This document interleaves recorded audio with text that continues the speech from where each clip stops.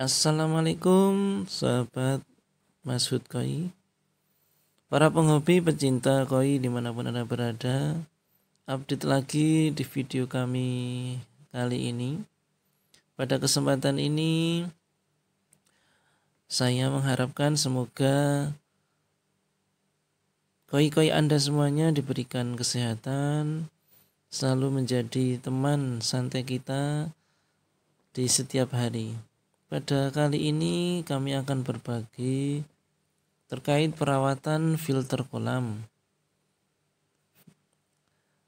Jadi sebagus apapun sistem filter kolam tentu akan tidak bisa menyamai sistem filter alami atau di alam.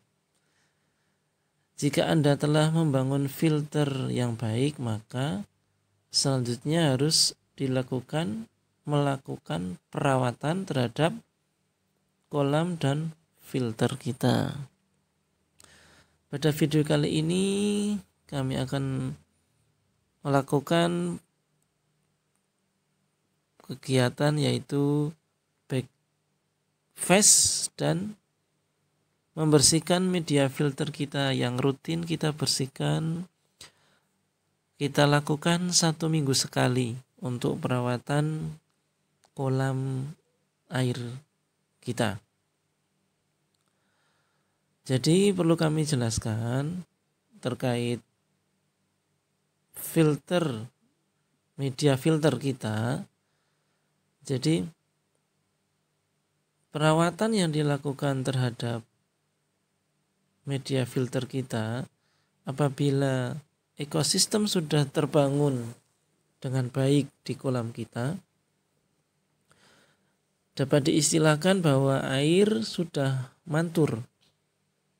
Jadi sudah terdapat koloni bakteri yang hidup dan bermanfaat bagus dalam proses filterisasi biologi di chamber kita. Maka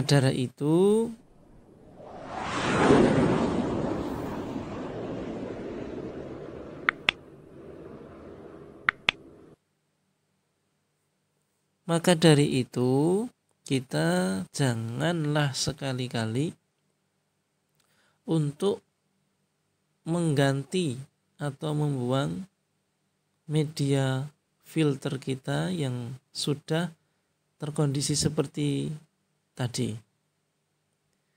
Jadi jangan sekali-kali membuang semuanya. Jadi misal kita membersihkan, cukup dibersihkan. Jangan sekali-kali membuang media filter yang sudah terbangun ekosistem, sehingga akan berdampak pada terganggunya kesehatan air kolam kita. Jadi air kolam tidak sehat, tentunya ikan koi kita pun jadi tidak sehat. Oke, ini kita akan lakukan untuk tahap pembersihan media filter kita. Nah, ini chamber kita punya chamber 3 buah. Jadi kolam koi saya ini dengan cuman mengandalkan 3 chamber. Jadi chamber yang pertama dan chamber yang kedua itu yang biasanya saya lakukan perawatan rutin pembersihan. Jadi chamber pertama ini isinya cuman jaring nelayan full sama paranet sama pipa untuk backwash. Jadi untuk membuang air, menguras air itu di chamber pertama. Dan chamber keduanya itu media yang paling atas adalah juga menggunakan jaring nelayan. Jadi kali ini setiap minggunya saya hanya membersihkan di bagian chamber 1 full Dan nanti di chamber kedua itu hanya lapis teratas. Nah, ini kita angkat untuk chamber yang pertama, ini full isinya jaring nelayan. Jadi ini 1 minggu seperti ini sudah lumayan kotor, lumayan mengkerak. Nah, kalau dilakukan lebih dari 1 minggu itu akan sangat lebih banyak lagi kotorannya. Nah, ini paranetnya kita angkat. Juga sudah banyak kerak di paranetnya. Ya. Nanti kita akan bersihkan dengan air bersih dengan selang yang kita lakukan dengan penyemprotan saja. Ya. Ini kita lihat koi-koinya. Jadi begitu nanti kita angkat, terus akan kita lakukan pembuangan air 30%-nya, itu ya sedikit kolam akan menjadi kotor.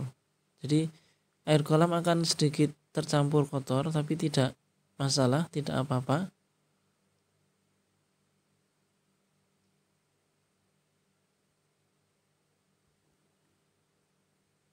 Ya, ini yang chamber kedua kita angkat. Ini batu zeolit ya juga di paling atas, cuman ini sedikit kita gunakan untuk pemberatnya. Jadi biar jaring nelayannya tidak naik bila terdorong oleh pipa kita. Nah, itu yang kita bersihkan hanya jaring nelayannya saja ini. Ya. Nah, untuk material yang lain yang di bawah tetap kita biarkan. Jadi di situ sudah terbentuk bakteri pengurai, bakteri baik, kita biarkan saja di lapis yang selanjutnya. Nah, misal akan kita ganti, nanti perawatan bisa diganti baru semuanya, boleh. Itu setelah umur 1 tahun. Nanti 1 tahun boleh kita angkat, cek media-media lain. Sekalian kita ganti. Oke, ini kita bersihkan, kita buang air kotor yang ada di chamber pertama, dan chamber kedua pun nanti akan larut ikut masuk ke chamber pertama. Dan dari kolam pun juga akan tertarik kebuang ke sumur resapan. Ya. Jadi kita buang sampai kurang lebih tadi 30% air kita ganti. Setelah itu nanti kita isi lagi dengan air yang baru. Oke. Ya, seperti ini. Jadi untuk pompa air tetap kita nyalakan karena ini hanya sebentar pengurasannya. Karena lubang pembuangan saya menggunakan 3 in pipanya, jadi nanti langsung kita tutup kembali setelah kita buang 30%-nya. Jadi pipa pembuangannya, pipa pelimpasnya nanti akan kita tutup kembali dan pompa akan mengalir lagi.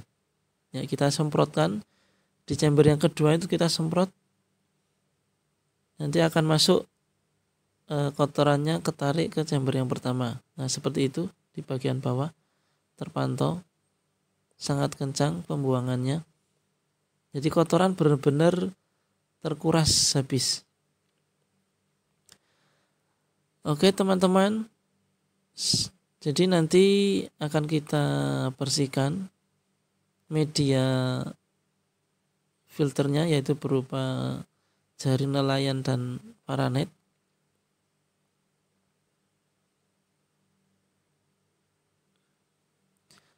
Nah, di jaring nelayan sama paranet ini ciri-ciri dari bahwa ekosistem dan air kita sudah mantur itu akan ditumbuhi cacing-cacing merah kecil-kecil. Nah, ini nanti akan kita perlihatkan. Jadi cukup kita semprot dengan air bersih endapan-endapan yang tersangkut di dalam media jaring nelayan ini.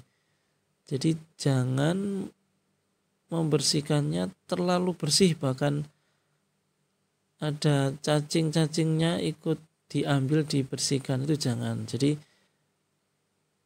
1, 2, 3 memang pas kita semprot kadang dia ikut terlarut kebuang, tapi biasanya masih beberapa dan banyak masih menempel di jaring kita. Jadi itu kita biarkan cacing-cacingnya. Itu adalah cacing yang bermanfaat sekali untuk membantu mengurai kotoran dari ikan koi kita. Jadi mengurai sekaligus menjadi makanan cacingnya. Jadi tentunya dengan bantuan cacing ini, kotoran atau amonia yang ada di chamber kita itu akan dibantu netralisir. Jadi akan kembali sehat, netral, dan sirkulasi kembali ke kolam utama, sudah siap dikonsumsi, dimanfaatkan oleh ikan koi kita. Jadi air kita sudah bagus, layak, bebas dari bahaya racun amonia. Jadi cacing tersebut atau dikatakan sebagai cacing merah. Cacing merah ini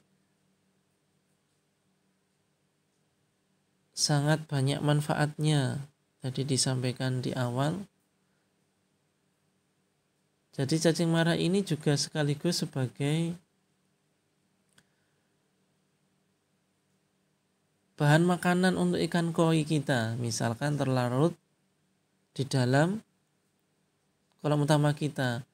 Jadi bahkan cacing merah ini bisa dikonsumsi, dijual. Biasanya untuk pakan ikan cupang dan sebagainya. Jadi kita sampaikan lagi bahwa pertanda kolam kita sudah mantul, filternya sudah bagus, ekosistem di dalam air sudah terbentuk, itu pertandanya adalah timbulnya bakteri-bakteri yang ada di kolam kita. Salah satunya adalah cacing merah ini. Jadi cacing merah ini bukanlah parasit. Jadi bukan parasit seperti kutu, sehingga tidak membahayakan untuk ikan koi kita. Justru sangat bermanfaat untuk ekosistem filterisasi yang ada di chamber kita.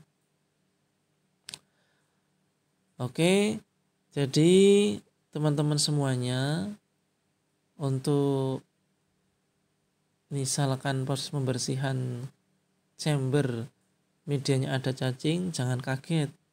Justru itu kolam Anda sudah terbangun ekosistem yang baik sekali. Oke, sekian penjelasan tentang perawatan media filter kita dan penjelasan tentang cacing merah yang ada di filter kita.